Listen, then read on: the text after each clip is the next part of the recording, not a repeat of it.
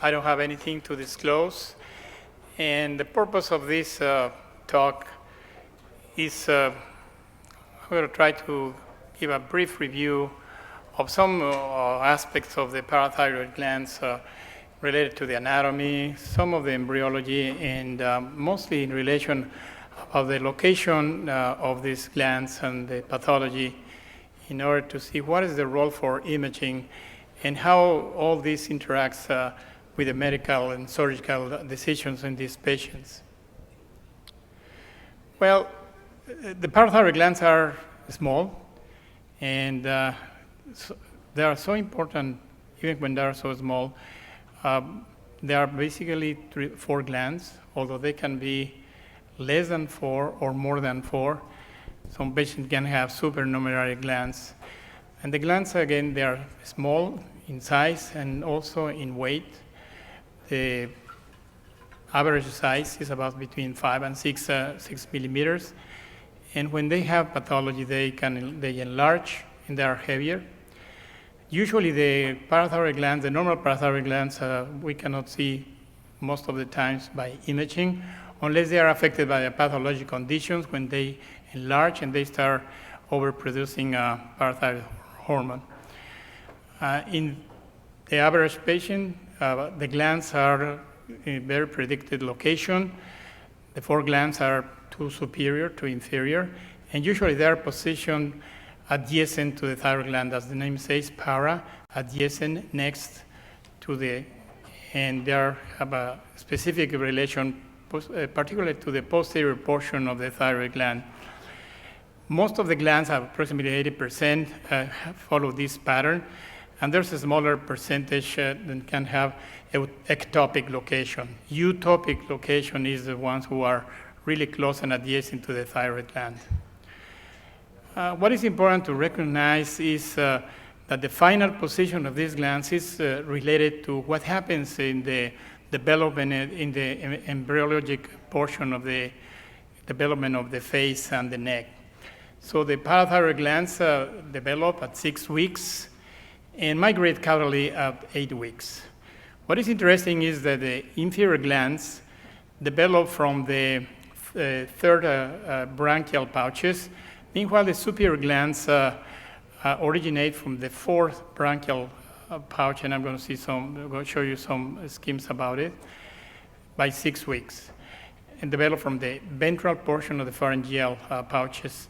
But they migrate at 8 weeks, and the superior glands, the origin is very closely associated with the thyroid, and also descend with the thyroid, particularly with the lateral portions, the lateral lobes of the thyroid gland. The inferior glands have a close relationship with the thymus and descend within it. Here you have, for example, in invertebrates and the embryo about 6 weeks, they have these structures called the branchial arches that are going to be the precursors of many structures in the face and in the neck. These branchial arches have some clefts in the lateral portion, that is ectoderm, and have pouches in the medial aspect of this, and this is pretty much endoderm. The inferior glands originate from the 3rd pouch, and these are in close association with the thymus. Meanwhile, the 4th, from the 4 pouches are originating the superior glands. And here you can see in this scheme that when they start migrating caudally, the 4th, the superior glands that are associated with the thyroid, they have a shorter migration process, and they start close to the thyroid gland. Meanwhile, the inferior glands have a longer migration process all the way with the thymus. Now, in this process of migration, some of these glands can have different positions eventually. Some of the glands or portions of these glands can stay up, superior to the thyroid glands. Some can stay lower to the thyroid gland, and some can go all the way down with the thymus into the mediastinum. This is important because from this caudal migration of the parathyroid glands, basically we are going to have a wide spectrum of locations, And that's going to be important for the role of imaging to identify this. Again, the expected locations are going to be related to the thyroid gland or just inferior, the so-called eutopic glands. But the reality is that you can find glands way up behind the angle of the mandible to about the level of the hyoid bone, but can extend all the way down. You can see glands all the way down to the mediastinum. There are some unusual locations that can be related to inferior or superior glands adjacent to the pharynx, behind the pharynx, the esophagus, along the carotid sheath, and the ones that go all the way down with the thymus can stay really in the upper portion of the neck, or can be completely all the way down into the mediastinum adjacent to the aortic arch. Some of these glands even can get embedded within the thyroid and have an intrathyroid location, as we're going to see later on. Basically, what the purpose of the thyroid gland, the parathyroid glands have an important role for the metabolism of the calcium, with his actions upon the bones, kidneys, and the GI tract.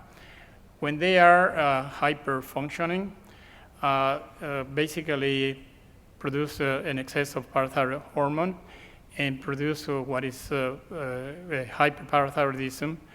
And most of the time is the most common is primary hyperthyroidism. And the most common cause is the presence of adenomas. 80 to 85% of the patients with primary hyperparathyroidism are going to have adenomas, well-established lesions. A smaller percentage can be related to hyperplasia or multiple adenomas, most of the time double adenomas, and a very small percentage of cases can be related to carcinomas. The vast majority of the patients with primary hyperthyroidism have the form that is called sporadic. But some patients have a familial form of hyperparathyroidism, particularly visible with the patient with a multiple endocrine neoplasia, like the MEN1 or MEN2. Remember that these patients, for example, with the MEN1, they are also associated with pituitary tumors or with the pancreatic neoplasm in the other MEN2. That are usually associated with adrenal tumors for pheochromocytomas or with medullary carcinoma. There are some other more unusual forms of familiar origins, but this is in much lesser percentage. One thing I would like to talk about, and this is related also with the migration, the final position of the parathyroid glands in the neck or in the upper mediastinum, in all these structures, is a nomenclature that has been described by surgeons. This is the so-called nomenclature for classified parathyroid adenomas was developed by surgeons in the MD Anderson, by Dr. Nancy Perrier, a surgeon. And basically, the purpose of this classification was to describe the location of parathyroid adenomas, making a more concise and reliable way to describe the positions in order to get better communication between surgeons, between radiologists and pathologists. And one of the important things is this is based on detailed information that is provided by imaging.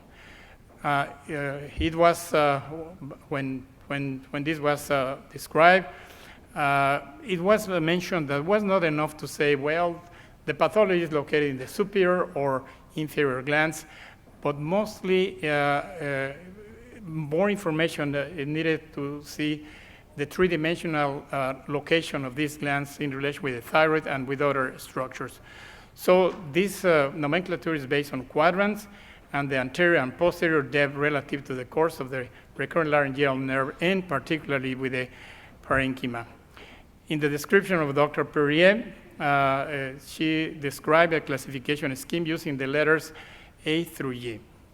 Now, in this scheme from her article, this is from retraction of the thyroid gland. Basically, you can see here the quadrant location for glands that are superior and inferior in quadrants and labeled from A to G. The superior glands basically are adherent to the posterior parenchyma, parenchyma of the upper pole, and some of these glands are really embedded in the parenchyma. Even by surgery are difficult to see. Sometimes by radiology are hard to see. The glands B are behind or back to the thyroid, to the posterior mid and upper pole of the thyroid gland. Glands C, that is also a superior, but it's much more inferior in location because the origin it has the pedicle is from the upper head and upper pedicle. It's a gland that falls behind and posterior and close to the inferior pole of the thyroid gland and close to the clavicle. But these are posterior glands. The D it's a difficult. Is close to the is in the mid region of the posterior surface of the thyroid, and this is directly over the recurrent recurrent laryngeal nerve at the level of the inferior thyroid vessels. And this is also a difficult gland for resection. The gland category C is close to the inferior pole of the thyroid anterior and the external aspect, and this is the easy gland. This is easy to see and easy to operate on. This one. The F is a gland that follows the thymus, and this is a gland that is falling into the thyrothymic ligament and stay in the superior thymus, and also the glands that are all the way down to the mediastinum are considered F. And the G is the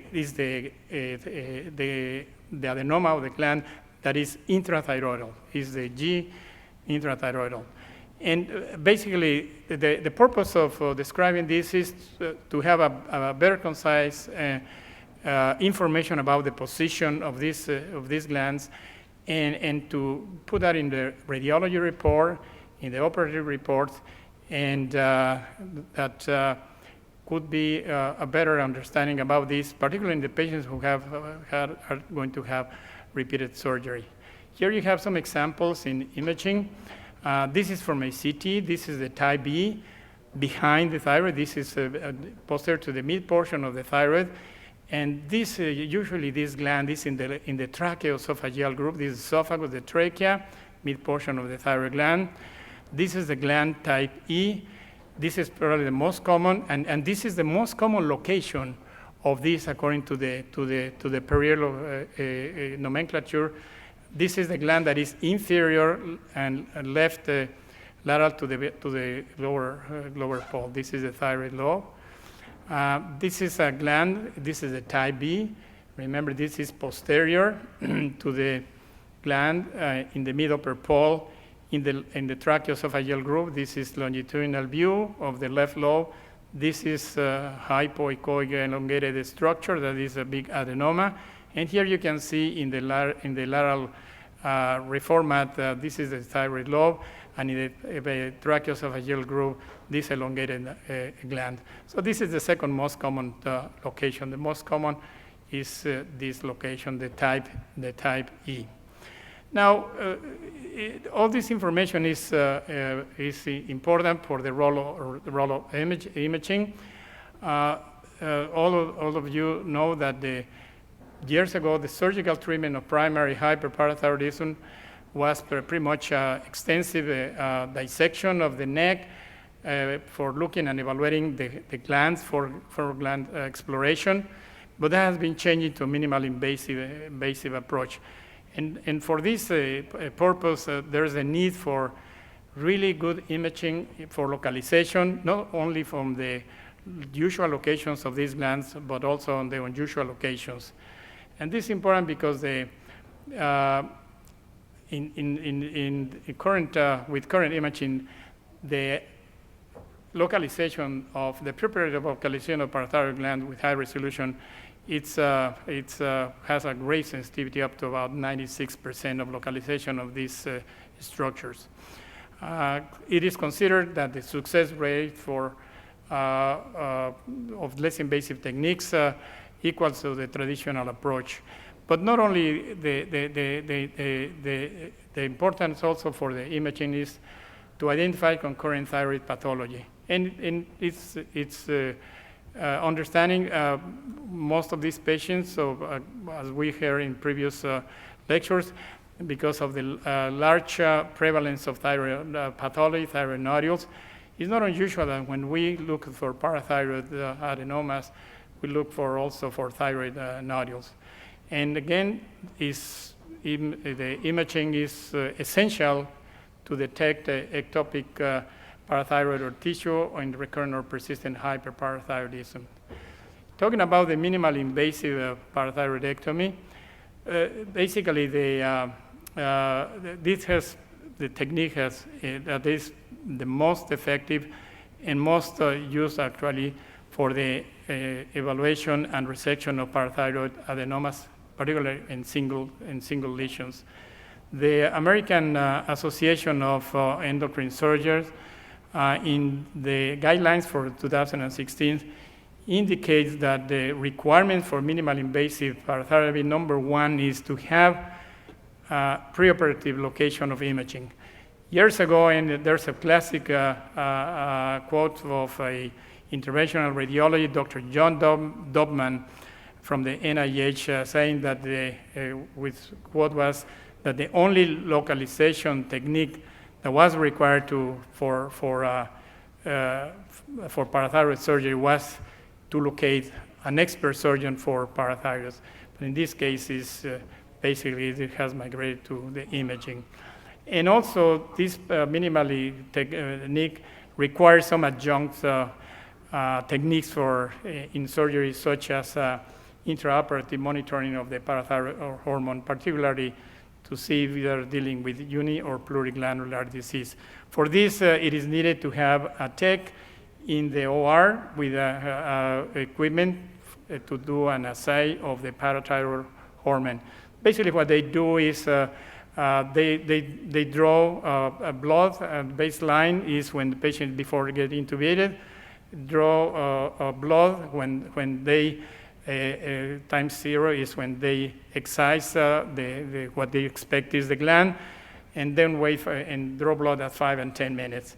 And basically what makes the diagnosis is a drop of more than 50% of the level from the baseline. Then they are dealing with the right with the right gland, with the culprit gland. So if there's no drop, they have to keep looking. Now, there are the imaging modalities that are available, and we use mostly are ultrasound and nuclear medicine, but other modalities such as CT, MR, and some invasive modalities are in use. The most common we use are ultrasound and nuclear medicine with sestamibi, planar imaging, and these are most recently with the SPECT CT. Now, ultrasound has been used for longer time. High-resolution ultrasound is required, and the technique also includes the color and power Doppler imaging and graded compression grayscale, as was described many years ago from the group from Stanford. The scanning technique requires high-frequency transducer. The patient with extended neck, the thyroid gland used as a reference. Important to do transverse and longitudinal images from the submandibular glands to the subclavian vein, and from the midline of the trachea to the carotid arteries, to encompass all these areas where the glands can be located. The parathyroid adenomas by ultrasound characteristics are going to be solid, hypoechoic, ovoid shape. Some have a bean shape or have been elongated. Other shapes can be present. For example, the longer or the larger glands or or larger adenomas can be multilobulated, can be more nodular, some can be triangular, etc. Characteristics, they are hypoechoic by the dense solid component and the cellularity of the adenoma, and the long axis parallels the long axis of the thyroid lobule. This is not the only sonographic appearance, although the vast majority are hypoechoic. They can be heterogeneous. Some of these can be hyperechoic because of bleeding, or some can have some fat. There are some that have more content of fat, that is the so described lipoadenomas, but these are tumors that are rare. Frequently, those adenomas can be cystic, partially or nearly entirely cystic. True cysts are uncommon. Most of these are non-functional, but some adenomas with cystic changes, the vast majority of these are functional. And most of the time, this is because there can be some bleeding within the gland and eventually have some cystic degeneration. And here you can see in this systematic examination, this is the cystic gland with activity in the delayed images. One thing to remember about the ultrasound for parathyroid adenomas is the use of color and power Doppler. The parathyroid adenomas are highly vascular lesions, and these lesions are fed by enlarged branches of the inferior thyroidal artery that have a characteristic polar insertion. And once this branch gets into the artery, and the branch gets into the adenoma, they can present with a vascular pattern or arc rim. Here you can see in this example, longitudinal view, a parathyroid adenoma with a large hypertrophic polar branch, and in this one, classic arching appearance and the branching into the deep portion of the gland. Parathyroid, the ultrasound has some challenges and some pitfalls. One of these, obviously, the body habitus. Patients who are large, who cannot extend the neck very well, are very difficult, or particularly for those glands, like in locations B and C that are really deep. Difficult to differentiate from lymph nodes or thyroid nodules, or patients with multinodular goiter. Patients with parathyroid hyperplasia because the glands are small or in the ectopic locations. Localization differentiation with lymph node obviously is, as was mentioned before, normal lymph nodes. For example, this is a big lymph node located inferior to the gland, but the central echogenic area, the presence of color flow in comparison with the distribution. Now, the ectopic locations of parathyroid glands, again, they can originate from superior or inferior glands. This is from a large study of patients with ectopic adenomas. Here you can see the distribution. The most common distribution for ectopic adenomas are located within the thymus, lesser as you can see in other locations, including the mediastinum, just deep in the mediastinum, and other areas that are much less common. Here's a few examples. Here you can see by ultrasound, it's possible to see some of these glands that follow the gland into the thyrothymic ligament region. This is an ultrasound. You can see this is the gland. This is the right innominate artery. Here you can see the vascularity, the polar branch here.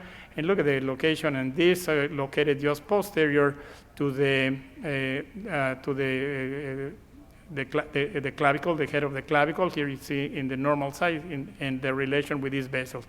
So this patient obviously can extend the neck very well, but also the sonographer have to be careful about looking at these patients. And one of the things that are important to mention is that the location of these glands, and when doing ultrasound, it's important to have deeper portions visualized and have good landmarks to get the correct localization. Otherwise, and for example, the use of clips and the use of sometimes even lower frequency transducer. This is another ectopic adenoma. Here you can see this could be a lymph node. This is very close relationship with the carotid, and here you can see with the use of color Doppler more of the vascularity of this one, and this is with the CT examination, the thyroid lobe, and just lateral was this. This was a patient who had a previous surgery and a patient with an MEN1. There are some areas that are going to be impossible for ultrasound. For example, these ectopics. This is a retropharyngeal adenoma. Here you can see why it cannot be seen by ultrasound, because this is there's some air, and here you can see in the transverse location. This is a retroesophageal adenoma, as you can see. Obviously, again, cannot be seen in this. Intraparathyroid adenomas are rare. A recent series located a large number of adenomas in the locations in relation with the thyroid. The vast majority of this is from the University of Pittsburgh. More than they divided this partially intrathyroid and complete in the thyroid, when this greater than 50% or completely surrounded by the thyroid nodule. Here's an example of one of these, lobulated, partially intrathyroid. And the main findings they found was that these nodules were solid composition, profoundly hypoechoic relative to the thyroid gland, and with the presence of a polar feeding vessel. Here's an example of one of these intrathyroid parathyroid adenoma in a patient with a family history. This is from another big series, when the location of the thyroid gland, most of the intrathyroid adenomas are 90% are in the lower lateral quadrant, and some in the superior pole.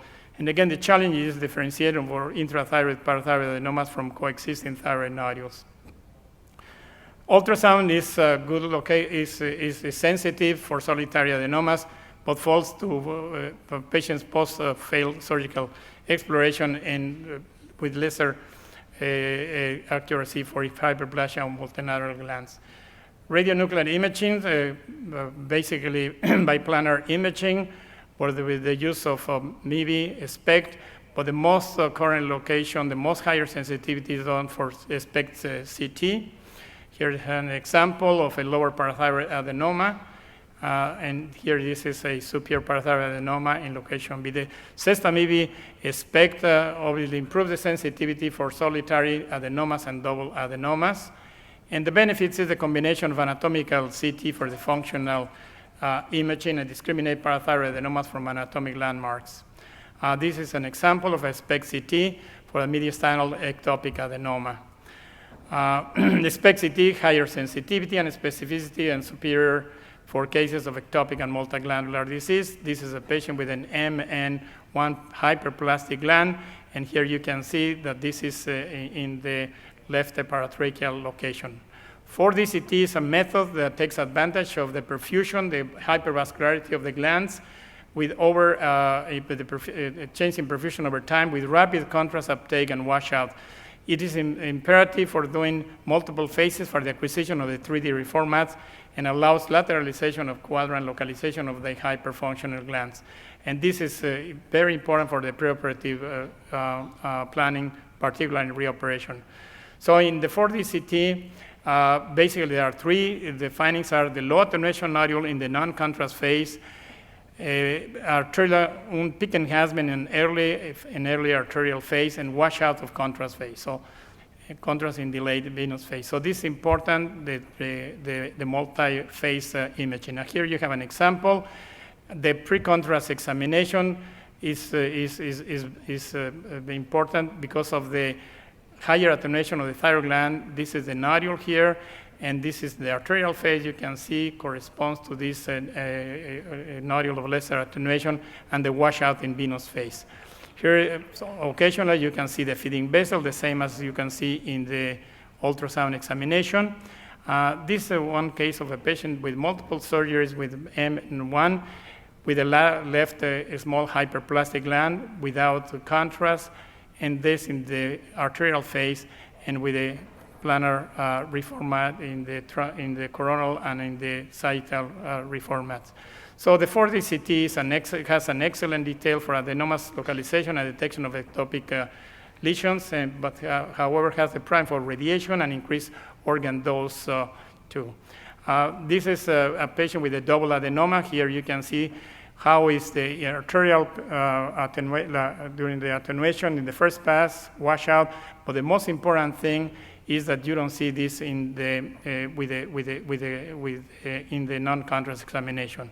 And lastly, some interventional procedures, some like ultrasound-guided FNA for PTSA.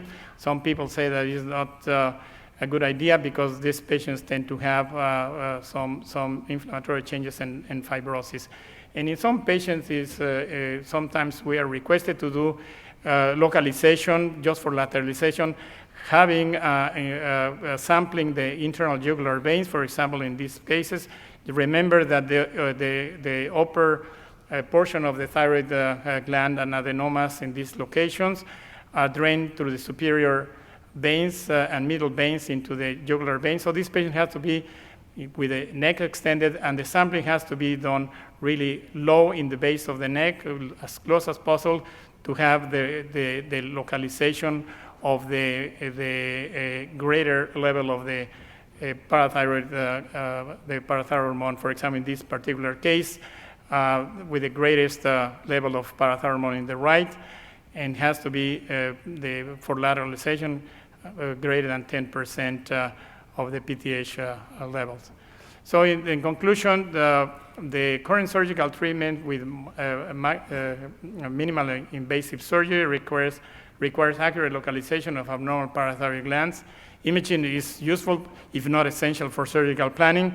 Ultrasound and maybe scintigraphy are the first-line modalities, but challenge persistent recurrent hyperparathyroidism with multiglandular disease and ectopic location. Is migrating for increased use of SPECT-CT and 4D-CT. These are second-line modalities, but in some centers, these are becoming part of the first-line modalities, along, for example, with ultrasound and 4D-CT or SPECT-CT. Thank you very much.